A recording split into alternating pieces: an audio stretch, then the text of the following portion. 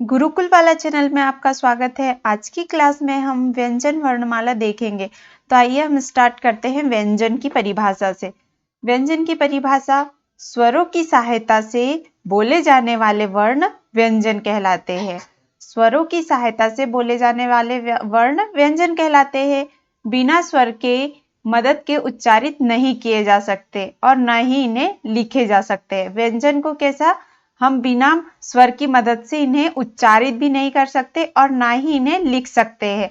अगर हम बिना स्वर के इन्हें लिखेंगे तो हम क लिखना है हमें, तो क के नीचे रकार लगाएंगे, और ख लिखना है तो ख के नीचे रकार लगाएंगे। इस प्रकार बिना स्वर के हम व्यंजन को पढ़ेंगे तो इन्हें ऐसा लिखना पड़ेगा हमें, या ऐसा पढ़ना पड़ेगा। परंपरागत रूप से व्यंजन की संख्या बोले तो कितनी होती है? 35। परंपरागत रूप से व्यंजन की संख्या 35 और कुल व्यंजन पूछे तो 33। व्यंजनों के प्रकार, व्यंजनों के कितने प्रकार होते हैं? तो 4 प्रकार होते हैं इनके। पहला स्पर्श व्यंजन,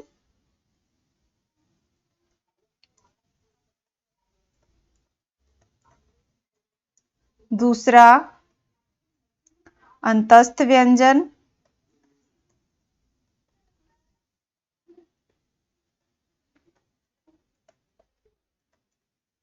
थर्ड ऊष्म, जिसे हम संघर्षी भी कहते हैं, ऊष्म या संघर्षी व्यंजन।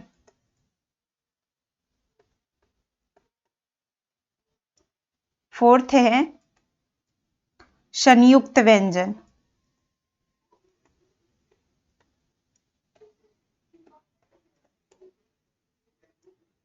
स्पर्श व्यंजन, अंतस्थ व्यंजन, ऊष्म या संघर्षी व्यंजन, संयुक्त व्यंजन। अब आप यहाँ पर व्यंजन व्यंजन देख के आपको व्यंजन की याद आ गई होंगी, खाने वाले व्यंजन की। तो मैं आपको बता दूं वो व्यंजन नहीं। अगर आप व्यंजन पे चले भी गए तो चलो मैं आपको यहाँ पर कुछ दिखा देती हूँ खाने वाले व्यंजन का। जैसे कि आजकल खाने में बहुत ज्यादा सॉस चल रहा है, तो हम सॉस को मैंने कुछ इस प्रकार राइट कर दिया। अब इसे हम कैसे पहचानेंगे कि इसमें क्या निकल रहा है, बन के क्या आ रहा है? तो एस से आएगा स्पर्श व्यंजन, ए से आएगा अंतस्थ व्यंजन, यू से आएगा ऊष्म व्यंजन, एस से बनेगा संयुक्त व्यंजन। इस प्रकार हम इसे याद रख सकते हैं व्यंजनों के प्रकार को। ओके, देखते हैं अब स्पर्श व्यंजन की परिभाषा। स्पर्श व्यंजन जिन व्यंजनों का उच्चारण करते समय हवा फेफड़ों से निकलते हुए मुंह के किसी स्थान विशेष, कंठ, तालु, मूर्धा, दांत या होठ का स्पर्श करते हुए निकले, उन्हें स्पर्श व्यंजन कहते हैं। फिर से एक बार सुनिएगा, ये नाम से ही है स्पर्श व्यंजन। ये तो मतलब छू जाना, नाम से ही हमको समझ आ रहा है, मतलब छू जाना। वे व्यंजन जिनका उच्चारण करने में श्वास वायु मुख के किसी न किसी भाग को स्पर्श करते हुए बाहर निकले, उनसे जो ध्वनि निकलती है या ध्वनि का उच्चारण हो, उन्हें ही हम स्पर्श व्यंजन कहते हैं। इनकी कुल संख्या कितनी होती है? 25। कितनी होती है? 25 होती है। अच्छा, अब यहाँ पर मैं आपको बता दूं ध्वनि, उच्चारण स्थान, वर्ग और वर्ण। उच्चारण स्थान को हम कैसे याद रख पाएंगे? तो मैं इसको दे दूंगी ऐसा, K T M D O, KTM 2। आप इसे कैसे याद रखोगे? केटीएम 2। कंठ, कंठ से बोले जाने वाले वर्ण कौन से हैं? क, ख, ग, घ, इंग। आप इन्हें कैसे पढ़ोगे? जब आप इन्हें आराम से पढ़ो, क, ख, जब आप इन्हें पढ़ रहे हो तो हमें कहाँ से वर्ण निकलते हुए आ रहे हैं? हमें स्पर्श कहाँ से हो रहा है? कंठ से स्पर्श हो रहा है, इसलिए हम इन्हें कंठ वर्ण कहते हैं, कंठ वर्ण। तालु, तालु से बोले जाने वाले वर्ण च, छ, ज, झ, त्र। आप जब इन पांचों वर्ण को बोल रहे हो तो हमारी जीभ कहां पर टच हो रही है? तालु को टच हो रही है, इसलिए हम इसे कौन सा वर्ण कहेंगे? तालव्य वर्ण कहेंगे। तालव्य वर्ण हम इसे कहेंगे। मूर्धा से बोले जाने वाले ट, ठ, ड, ढ, न, ये मूर्धा से बोले जाने वाले वर्ण, इन्हें हम मूर्धन्य वर्ण कहेंगे। दंत, दंत से बोले जाने वाले वर्ण त, थ, द, ध, न। जब आप इन शब्दों को बोल रहे हो तो हमारी जीभ कहाँ पर टच हो रही है? दांतों को टच हो रही है। आप बिना दांतों को टच किए इन शब्दों को बोल सकते हो क्या? बोल के देखिए। त, थ, द, ध, न। आप बिना दांतों को जीभ टच करते हुए इन्हें नहीं बोल पाते, इसलिए हम इसे दंत वर्ण कहते हैं। ओष्ठ वर्ण, ओष्ठ वर्ण प, फ, ब, भ, म। अब ओष्ठ वर्ण हम जब इन्हें बोल रहे हैं तो हमारे ऊपर और नीचे दोनों के होठ टच हो रहे, दोनों होठ टच हो रहे हैं, इन्हें इसलिए हम ओष्ठ वर्ण बोलते हैं। जब हम इन शब्दों को बोलते हैं तो ऊपर और नीचे दोनों के होठ आपस में मिलते हैं, टकराते हैं, इसलिए हम इसे ओष्ठ वर्ण कहते हैं। ये तो हुआ हमारा स्पर्श व्यंजन। और इन्हें हम कंठ, तालु, मूर्धा, दंत, ओष्ठ को एक KTM 2 के माध्यम से याद रख सकते हैं। संयुक्त व्यंजन, नेक्स्ट है संयुक्त व्यंजन। संयुक्त व्यंजन की परिभाषा देखिए।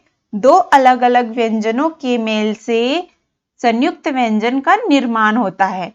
दो अलग अलग व्यंजनों के मेल से संयुक्त व्यंजन का निर्माण होता है। जैसे क्षत्रिय, हमारे पास क्या है? क्षत्रिय। तो क्षत्रिय को हम कैसे याद रखेंगे? क प्लस स। चूंकि ये बिना स्वर के बोले नहीं जा सकते, इसलिए हमारे क के नीचे हमने रकार लगाई है। क प्लस स मिलके बना क्षत्रिय। आप बोलोगे कि क्षत्रिय में सबसे पहले वर्ण कौन सा आता है, तो आप किससे मिलकर ये बन रहा है? तो शुरू का शब्द बताओगे क, और प्लस आखिरी का शब्द हमारा रहेगा क्षत्रिय में स, षटकोण वाला स। तो त्र, त्र किससे मिलके बना है? त प्लस र, त्र। ज, ज्ञानी, ज्ञानी किससे मिलके बना है? ज प्लस अय्य, ये किससे मिलके बना है? ज्ञानी। श्रमिक, श्रमिक में किससे मिलके बना हुआ है? स प्लस र, श्रमिक। ये दो वर्णों से मेल खाके मिलकर बना है, इसलिए हम इसे संयुक्त वर्ण कहते हैं। दो व्यंजनों के मेल से संयुक्त व्यंजन का निर्माण हुआ है। हम इसे क्षत्रिय को कैसे याद रख सकते हैं? हम इंग्लिश में इसे कैसे लिखते हैं? KSHA ऐसे लिखते हैं। तो हमने पहले क प्लस स, के लिख दिया पहले और फिर स लिख दिया।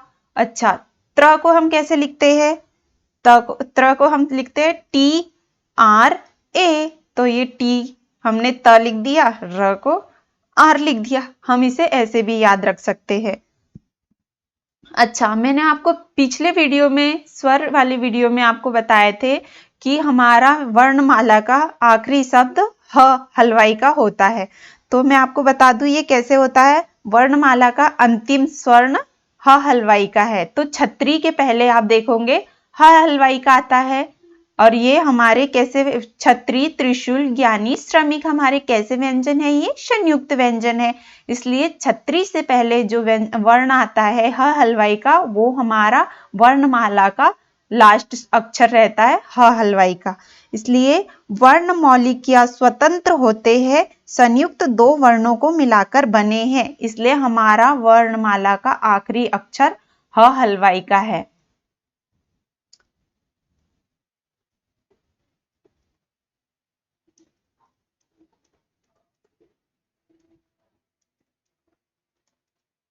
ह हलवाई का है। ओके, अब हम देखते हैं आगे। ये तो हुआ हमारा संयुक्त व्यंजन। अंतस्थ व्यंजन, थर्ड टॉपिक है हमारा अंतस्थ व्यंजन।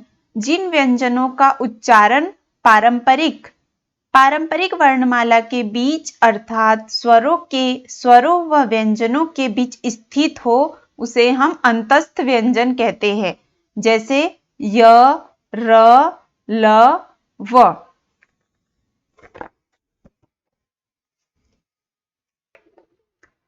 अंतस्थ व्यंजन की एक बार परिभाषा ध्यान से सुनिएगा। स्वरों और व्यंजनों का समायोजन है, उनका उच्चारण करने में श्वास वायु घुमड़कर, घुमड़कर मतलब टकराते हुए बाहर निकलती है, उसे हम अंतस्थ व्यंजन कहते हैं। उदाहरण य, र, ल, व।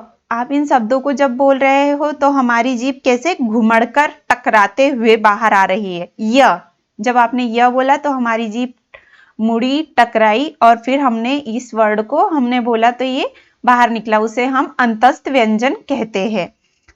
देखते हैं ऊष्म व्यंजन। ऊष्म व्यंजन जिन व्यंजनों का उच्चारण करते समय वायु मुख में किसी स्थान विशेष पर घर्षण या रगड़ खाकर निकले और ऊष्मा या गर्मी पैदा करे, उसे हम ऊष्म या संघर्षी व्यंजन कहते हैं। जब संघर्ष होता है तभी ऊष्मा निकलती है। जब संघर्ष होता है तभी ऊष्मा निकलती है। जिनका उच्चारण करने में श्वास वायु आपस में संघर्ष करते हुए बाहर निकलती है, उसे ही हम ऊष्म या संघर्षी व्यंजन कहते हैं। जैसे ये देख रहे शक्कर वाला स, षटकोण वाला स, सपेरा वाला स और ह हलवाई का। जब आप इन्हें बोल रहे हो तो हम जब उच्चारण करने में हमारी श्वास वायु आपस में संघर्ष करती है, आपस में संघर्ष करते हुए बाहर निकलती है, उसे हम ऊष्म या संघर्ष व्यंजन कहते हैं। जैसे एग्जाम्पल स, स, स, ह। ओके। अब है प्राणवायु के आधार पर। प्राणवायु के आधार पर अल्प प्राण और महाप्राण। अल्प प्राण, महाप्राण। तो अल्प प्राण क्या होते हैं देखते हैं। वे व्यंजन जिनका उच्चारण करने में श्वास वायु कम मात्रा में बाहर निकले, उसे हम अल्प प्राण कहेंगे। जब कोई हम शब्द या व्यंजन जिनका उच्चारण करते हैं तब श्वास वायु कम मात्रा में बाहर निकले। श्वास वायु कैसे निकले? कम मात्रा में बाहर निकले।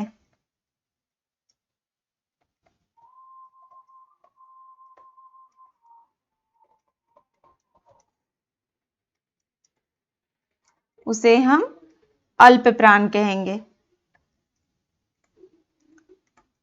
इसी तरह महाप्राण की देखते हैं तो महाप्राण वे व्यंजन जिनका उच्चारण करने में श्वास वायु अधिक मात्रा में बाहर निकले, उसे हम महाप्राण कहेंगे। किस मात्रा में? अधिक मात्रा में। अल्प प्राण में कम मात्रा में और महाप्राण में ज्यादा मात्रा में या अधिक मात्रा में वायु बाहर निकले। अधिक मात्रा में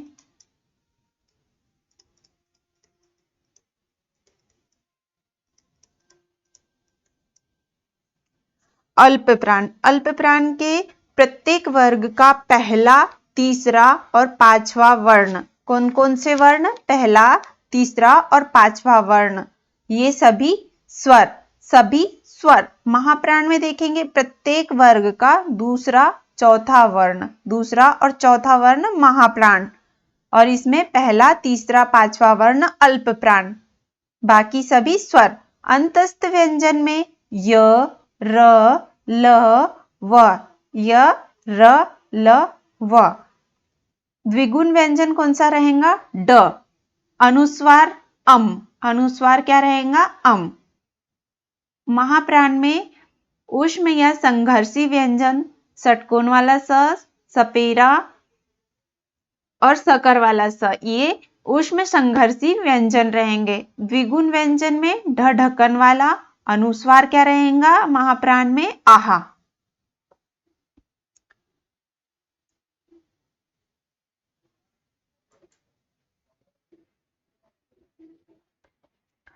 निम्न में अल्प प्राण कौन सा है? मैंने आपको अल्प प्राण और महाप्राण अभी बताए थे, उसका देख लेते। ये अल्प प्राण, श्वास वायु कम मात्रा में बाहर निकले, उसे हम अल्प प्राण कहेंगे। और महाप्राण, वायु अधिक मात्रा में बाहर निकले उसे हम महाप्राण कहेंगे।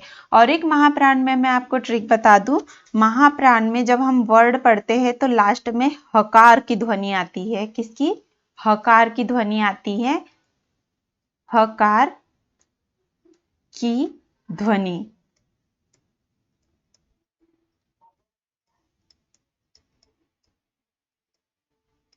जैसे कि आप महाप्राण में देखो श, स, जब आप इन्हें पढ़ रहे हो तो लास्ट में हकार की ध्वनि आती है, इसे हम महाप्राण को आसानी से पहचान सकते हैं। तो आइए अब इनके आधार पे हम कुछ क्वेश्चन यहाँ पर सॉल्व करते हैं। निम्न में अल्प प्राण कौन सा है? तो याद कीजिए अल्प प्राण की परिभाषा क्या थी? याद कीजिए अल्प प्राण की परिभाषा। तो वे व्यंजन जिनका उच्चारण करने में श्वास वायु कम मात्रा में बाहर निकले उसे हम अल्प प्राण कहते थे। तो यहाँ पर हम पढ़ते हैं ऋषि, भ, ढ, ध, ध भी नहीं है, ढ, ढ नहीं, भ, ऋषि। ऋषि जब आप पढ़ रहे हो तो इसमें वायु कम मात्रा में बाहर निकल रही है, इसलिए ऑप्शन ए हमारा राइट आंसर होगा। निम्न में महाप्राण कौन सा है? सबसे महाप्राण में आसान ट्रिक मैंने बताई थी, हकार पहचानना। लास्ट में हकार की ध्वनि आती है, उसे हम महाप्राण आसानी से पहचान सकते हैं। तो इन्हें हम पढ़ते हैं उ, व, द, छ। उ, व, द, छ। छ जब हम बोल रहे हैं तो हकार की ध्वनि आ रही है, इसलिए हमारा राइट आंसर ये होगा छ। अल्प प्राण और महाप्राण हमने इस प्रकार यहां पहचान लिए। देखते हैं आगे। अब यहां पर बोला गया है निम्न में महाप्राण कौन सा है? पहचानिए महाप्राण कौन सा है। मैंने आपको अभी करके बताए थे महाप्राण। तो इन्हें हम सबसे पहले जो नहीं है उनको कट करते हुए देखते हैं। ग है क्या? नो। च, त, फ है, फ महाप्राण। जब हम इससे बोल रहे हैं तो वायु कम मात्रा में बाहर निकल रही है, इसलिए ये महाप्राण पूछा है यहां पर, महाप्राण। तो फ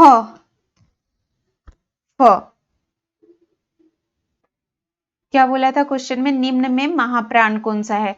तो महाप्राण हम हकार की ध्वनि से पहचाना है हमने। तो ग, च, त, इन तीनों में लास्ट में हकार की ध्वनि नहीं आ रही है, फ में आ रही है, इसलिए हमने राइट आंसर करा है फ। निम्न में महाप्राण कौन सा है? यहां पर भी हम हकार की ध्वनि से पहचान सकते हैं। ल, द, ओ, ध। जब हम ध बोल रहे हैं तो ह आ रहा है, इसलिए हमारा आंसर होगा ध। Fourth number is right answer. स्वर तंत्री में कंपन प्राणत्व घोषत्व के आधार पर सघोष और अघोष, सघोष को हम घोष भी बोलते हैं। आपसे कभी भी पेपर में सघोष या घोष दोनों में से कोई भी एक नाम देंगे तो आप कंफ्यूज नहीं होंगे, सघोष को ही हम घोष का बोलते हैं। तो आइए हम देखते हैं सघोष।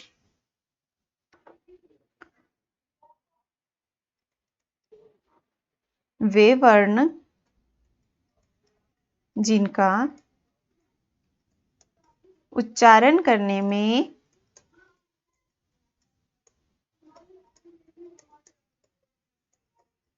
स्वर तंत्री में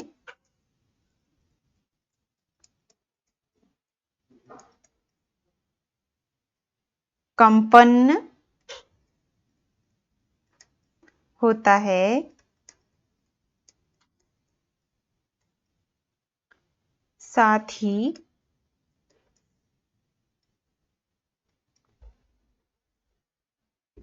घोष होता है। वे वर्ण जिनका उच्चारण करने में स्वर तंत्री में कंपन होता है, साथ ही घोष होता है। घोष मतलब मोटी नाद जैसी आवाज आती है, बहुत ही मोटी सी आवाज आती है, वहां उसे हम घोष कहते हैं या सघोष कहते हैं। अघोष की परिभाषा देखते हैं। इसके उदाहरण क्या रहेंगे? य, र, ल, व, ये सघोष के उदाहरण है। अघोष की परिभाषा देखते हैं। वे वर्ण जिनका उच्चारण करने में स्वर तंत्री में कंपन तो होता है। स्वर तंत्री में कंपन तो होता है,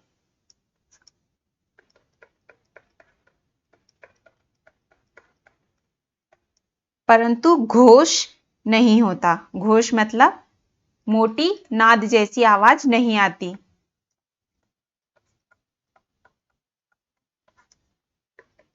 घोष नहीं होता,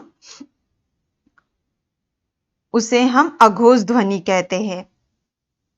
एक बार फिर से सुनिए अघोष की परिभाषा। वे वर्ण जिनका उच्चारण करने में स्वर तंत्री में कंपन तो होता है परंतु घोष नहीं होता, उसे हम अघोष ध्वनि कहते हैं। घोष मतलब आपको बताया था मैंने, मोटी आवाज नहीं होती, उसे वहां पर हम उसे अघोष कहेंगे। इसके प्रत्येक वर्ग का पहला और दूसरा वर्ण अघोष का कौन सा वर्ण? पहला और दूसरा वर्ण। इसमें देखते हैं ऊष्म या संघर्षी व्यंजन में श, श, श, ये अघोष रहेंगे। श, श, श। अघोष के उदाहरण देखते हैं यहाँ पर। तो क, ख, च, छ, ट, ठ, त, थ, प और फ। ये कौन से हमारे? ये पहला और ये दूसरा, ये हमारे अघोष है। इसमें प्लस और क्या क्या रहेंगे? प्लस स, श और श, ये हमारे अघोष हो गए। और सघोष दिखाते हैं आपको। तो यहाँ पर ग, घ, इंग, ज, झ, अण, ड, ढ, न, द, ध, न, ब, भ, म। ये क्या है? सघोष के पहले, तीसरे, चौथे और पांचवें वर्ण। तीसरे, चौथे और पांचवें वर्ण सघोष और पहले और दूसरे वर्ण अघोष। इसमें क्या है? प्लस य, र और ल, व, ये हमारे कौन से वर्ण हो गए? यहाँ अंतस्थ व्यंजन हो गए। और द्विगुण व्यंजन क्या हो गए? ड और ढ। अयोगवाह है अम और आहा। अम और आहा। द्विगुण व्यंजन ड और ढ। द्विगुण व्यंजन हो गए ड और ढ। आपको सघोष और अघोष समझ आ गया होगा। आगे देखते हैं। निम्न में सघोष कौन सा है? यहां पर हम देखते हैं बड़ा ऊ, थ, फ और स। तो मैंने आपको सघोष में अभी यहाँ पर क्या दिखाए थे, देख लीजिए। सघोष कौन से हैं हमारे? ग, घ, इंग, ज, झ, ये सब हमारे क्या है? सघोष है। तो ये हमारे कौन से? पहले और दूसरे अघोष है। पहले और दूसरे अघोष है। तो हमारे को उस क्वेश्चन में क्या पूछा गया है? सघोष। तो सघोष कौन से होंगे हम यहाँ पर देखते हैं। मैंने आपको क्या बताया था? पहला और दूसरा अघोष। तो यहाँ क्या पूछा है हमसे? सघोष कौन सा है? तो सघोष पहचान के बताना है। यहाँ श, श, श, ये क्या बताए थे? यहाँ पर देखिए क्या बताए थे? ये श, श, ये भी अघोष है। तो हमारा यहाँ क्या बच रहा है? उ। ये हमारा सघोष है। बड़ा ऊ सघोष। निम्न में सघोष कौन सा है? सेकंड क्वेश्चन में भी क्या पूछा गया है? निम्न में सघोष कौन सा है? तो यहां पर आपको अघोष और सघोष का बता देते। अघोष, सघोष। सघोष में तीसरा, चौथा और पांचवा वर्ण, और अघोष में पहला और दूसरा वर्ण। तो यहां पर देखते हैं ध, छ, फ, तो भ। भ देखिए कौन सा वर्ण है, भ कौन सा वर्ण आ रहा है, ये आ रहा है हमारा चौथा वर्ण, चौथा वर्ण आ रहा है, तो हमारा ये जाएगा भ। आंसर, सेकंड आंसर भ, ये ही सघोष है।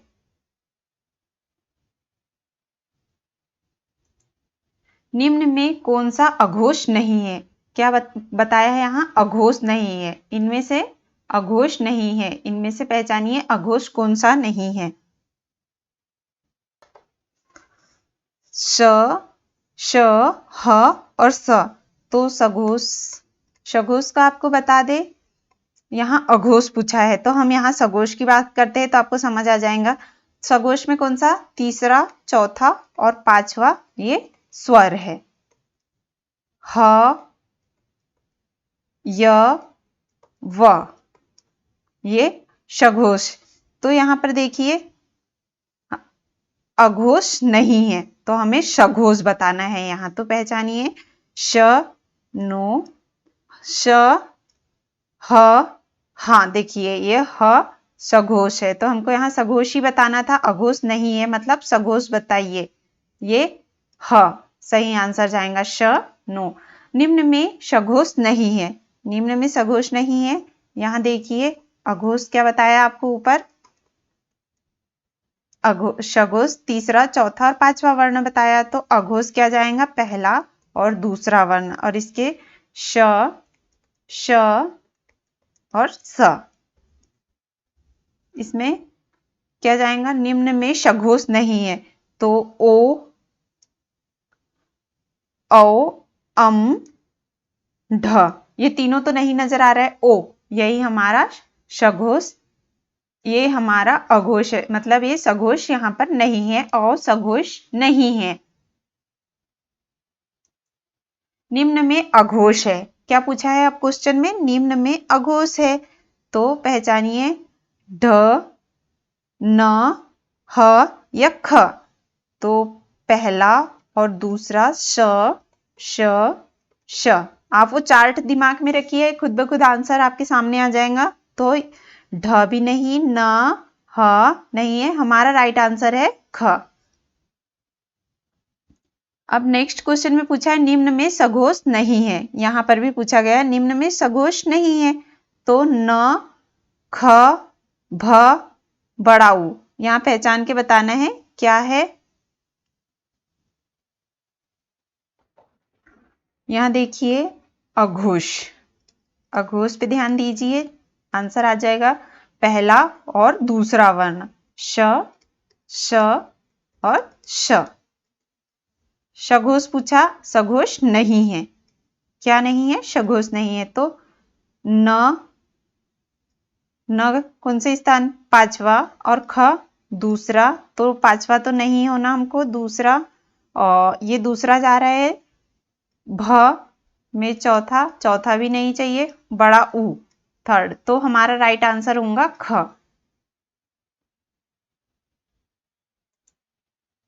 अब देखिए संयुक्त व्यंजन, संयुक्त व्यंजन नाम से ही स्पष्ट है, जैसे कि मैंने आपको पहले भी बताए, छ, त्र, ज्ञानी और श्रमिक। क्षत्रिय, क्षत्रिय देखिए किससे मिलके बना है, तो क, श, अ, त्र, त्र देखिए तो त्र है त प्लस र प्लस अ, इनके नीचे क्या आएगी, रकार, रकार क्यों आएगी आपको पहले बता दिया है मैंने। ज्ञानी, ज्ञानी देखिए किससे मिलके बना है, ज, अय प्लस अ। श्रमिक, श्रमिक देखिए श प्लस र प्लस अ, क्या बन गया? श्रमिक। ये है हमारे संयुक्त व्यंजन। ये हुए संयुक्त व्यंजन। देखते हैं उच्छिष्ट या द्विगुण व्यंजन। तो ये इसमें द्विगुण व्यंजन आपने शगोश शगोश में अभी आपको बताए थे ड और ढ। ये हो गए हमारे बिंदु वाले वर्ण। इनके नीचे मतलब बिंदु आता है। पंचमाक्षर शब्द से ही समझ आ रहा है। पंचमाक्षर या अनुनासिक कौन से वर्ण हैं? ड, अय, न और म। ये हमारे पंचमाक्षर या अनुनासिक वर्ण है। अब यहां देखते हैं द्वित्व व्यंजन कौन से है। तो जैसे एक वर्ण है, ये वर्ण हो गया, इसमें और कुछ जुड़ा है, ये उसे हम कहेंगे द्वित्व व्यंजन। मतलब दो वर्णों से मिलके बना रहेगा, एक आधा और एक पूरा वर्ण। जैसे मैं यहाँ पर आपको बता दूं प, क, का, ये आधा क है, उसमें और एक क बन के ये हो गया हमारा पक्का। अब देखते हैं कच्चा। कच्चा ये हो गया कच्चा। और जैसे बता दे चम्मच, च म च, आधा म से और एक वर्ण मिलके बना, तो ये हमारा पूरा वर्ण हो गया चम्मच। लुंठित या प्रकम्पित व्यंजन, ये देखते हैं इसमें कौन सा आता है? र रस्सी वाला र।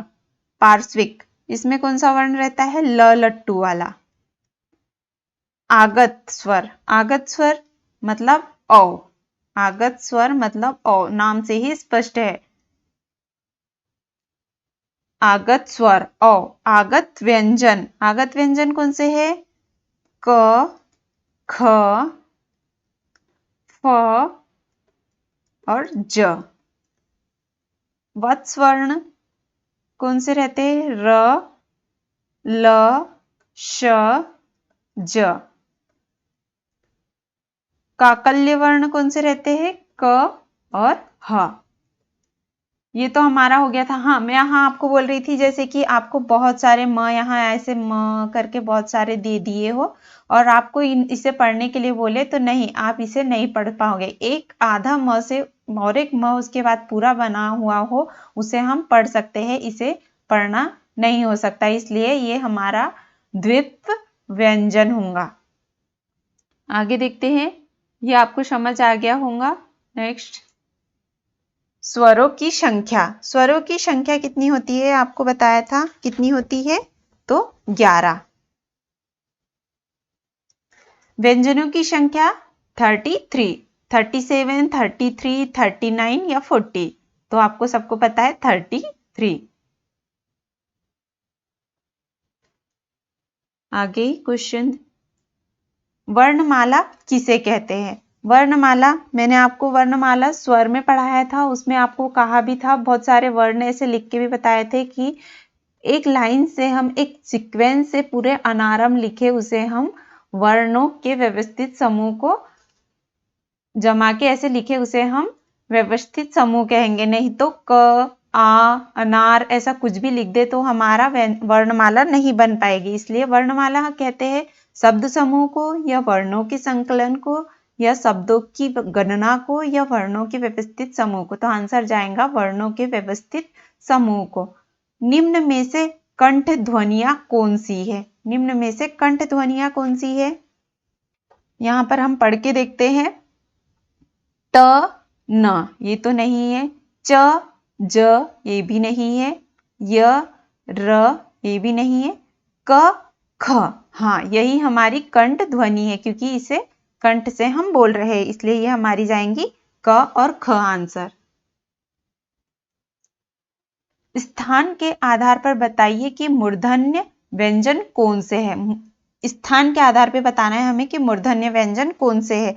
तो आइए देखते हैं। ग, घ, ज, झ, ड, ढ या प, फ। तो बताइए क्या आंसर जाएगा इसका?